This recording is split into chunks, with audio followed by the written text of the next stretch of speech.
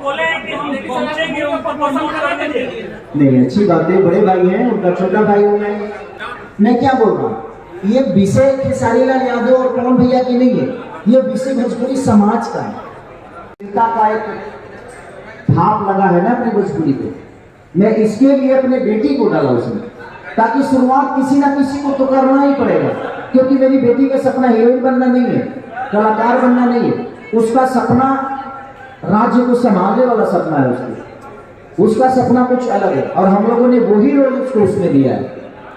तो इसलिए मैंने अपनी बेटी से शुरुआत की, उसमें वो आईपीएस है। सर एक सवाल है, बहुत सारी फिल्में हैं जो पैन इंडिया बन रही है, खेसारी जी की फिल्में तो पैन इंडिया बनेगी, अलग अलग लैंग्वेज की बात देखिए, पैन इंडिया के लिए पहले पैन इंडिया का हिम्मत क्यों किया साउथ ने? इसलिए कि साउथ के लोगों ने खुद ही अपने भाषा को 300 करोड़ तक ले गए, उसके बाद उन्होंने 1000 करोड़ के लिए सोचा।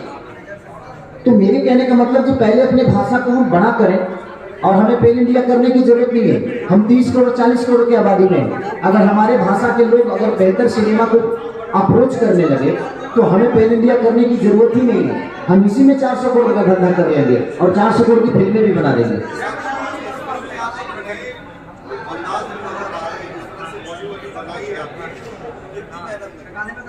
बॉडी बनाने में मेहनत तो लगता है ना भैया। मैं जब मेरा फाइट था, वो जो आप लोगों ने देखा होगा, जो ब्राउनी जो मशीन गन लेके मैं, वो 30 केजी का था, उठाने में भी प्रॉब्लम होती थी। कितने सारे हमारे यूट्यूबर भाई लोगों ने बोला कि 30 किलो का चीज लेकर कोई कैसे दौड़ सकता है? मैं दौड़ सकता हूँ, मेरे तो वो पावर है तो इंसान अब पहाड़ नहीं उठा लेता। हनुमान जी के पास पावर था, संजीवनी कुटी के लिए उठा लिए थे ना। तो आप किसी के पावर को चैलेंज मत करिए, कुछ भी हो सकता है इस धरती पे। मैं लगातार सुबह भी जिम करता था, शाम पे भी जिम करता था, दोपहर में सब लोग खाना खाते थे और दोपहर को मैं जिम जाता था, खाना नहीं खाता था, ताकि मुझे ओपन बॉडी काम करना है, मुझे दिखाना है लोगों को। मैं कहीं ना कहीं मैं जितना लोगों का आइकॉन हूँ, कहीं ना कहीं खेसारी को लोग प्यार करते हैं, तभी मैं यहाँ तक पहुंचा।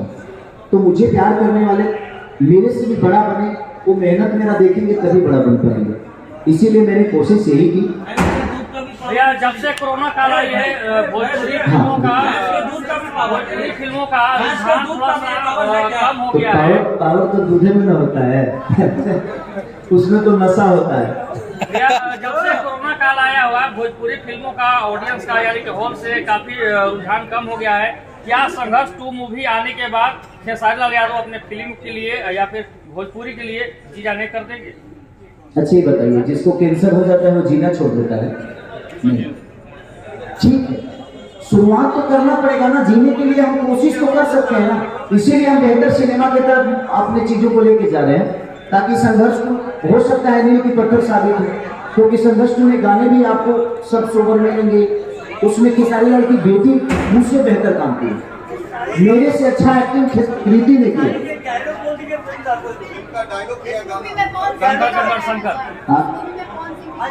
नहीं, उनके मूवी में मैं नहीं जाता तो मेरे मूवी में वो कहाँ से जाएंगे? बोले कि हम पहुंचेंगे उनको पसंद करने के लिए।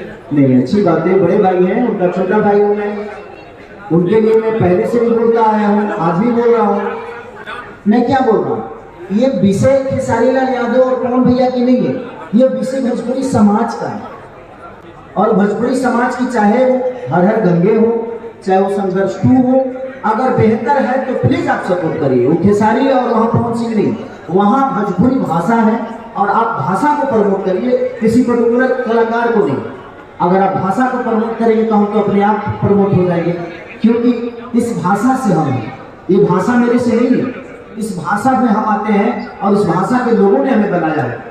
ये नहीं कि मैं इस लोगों को बनाया हूँ, ऐसा नहीं है। कौन कलाकार को आप बुलाना चाहते हैं यहाँ पर पहला शो देखने के लिए भोजपुरी के? मैं सारे कलाकार को कहना चाहता हूँ, भोजपुरी में जितने लोग भोजपुरी को बड़ा करने की कोशिश कर रहे हैं, मैं सबसे कहना चाहता हूँ कि आप लोग प्यार दीजिए और आके देखिए और इसके बारे में बोलिए।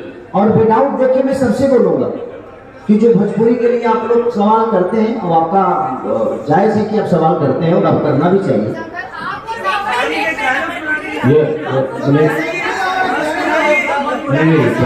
पहले